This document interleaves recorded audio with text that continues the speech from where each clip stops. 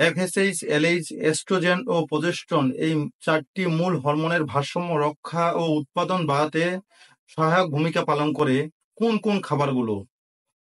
Oestrogen hormone বাড়াতে সহায়ক খাবার হলো সয়াবিন ও সয়া পণ্য।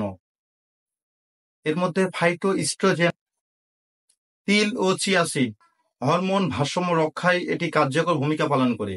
ডালিম, আপেল ও বেরি জাতীয় ফল, মটরশুঁটি ও লাল ডাল। প্রজেস্টেরন বাড়াতে যে সকল খাবারগুলো সহায়ক ভূমিকা পালন করে: ভিটামিন বি6 সমৃদ্ধ খাবার, কলা, আলু, মুরগির মাংস। ম্যাগনেসিয়াম যুক্ত খাবার যেমন পালং শাক, বাদাম ও ডার্ক চকলেট। জিঙ্ক সমৃদ্ধ খাবার, ডিম ও কুমড়োর বিচি।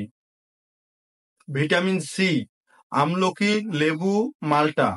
এ ধরনের খাবারগুলো আপনারা আপনাদের দৈনন্দিন খাদ্যাভ্যাসে রাখবেন।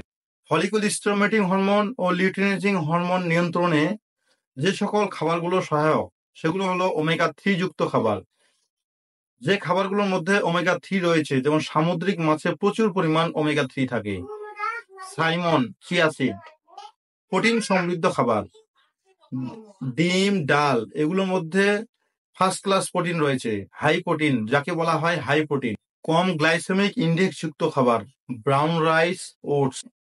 সবুজ শাকসবজি ও ফলমূল, এটি ইনসুলিন নিয়ন্ত্রণে রাখে এবং লিউটিনেজিং হরমোন ভারসাম্যে সহায়তা করে।